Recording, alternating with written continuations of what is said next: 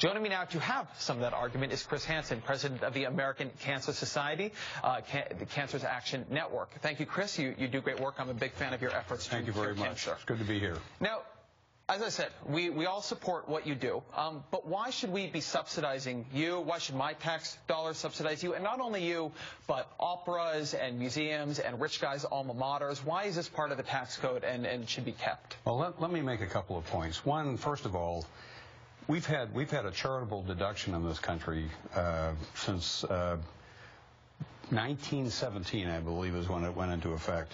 It's part of our society. It leverages a whole variety of things. All the services that are done by not-for-profits, and there are all kinds of not-for-profits out there, and what happens is they do a lot of things that governments would have to do otherwise. I mean, when people talk about making government smaller, it's going to be a lot harder if you don't have charitable organizations that do disaster relief and any number of other things, health services, etc.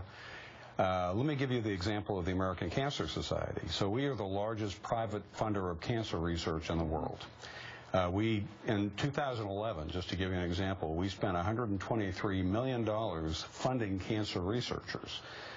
We've spent $3.8 billion over the lifetime of the organization. And you might say, well, why don't we just do that through government instead of doing it through you, because we do fund cancer research at the federal level through the federal government. Well, the reality is what we do complements what you do at the federal level. So bring people into cancer research. We fund the early researchers, and we get them started, we get them going.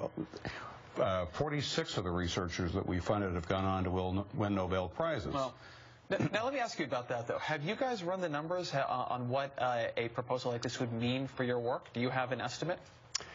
I don't think we know how to estimate, to be really honest with you, because we haven't been through it before. We don't have a history in this. The history is the giving that we have. We know that a lot of people do give because of the deduction that's available. What we don't know is how behavior will change if it goes away. We know it would hurt us. We don't know exactly how badly it would hurt us. I'd make one other point. We have, for most charitable organizations, for all charitable organizations, about 75% of the contributions come from individuals. Mm-hmm. In our case, it's actually much higher than that. It's closer to 90%. But these are individuals that are contributing to what they want to contribute to.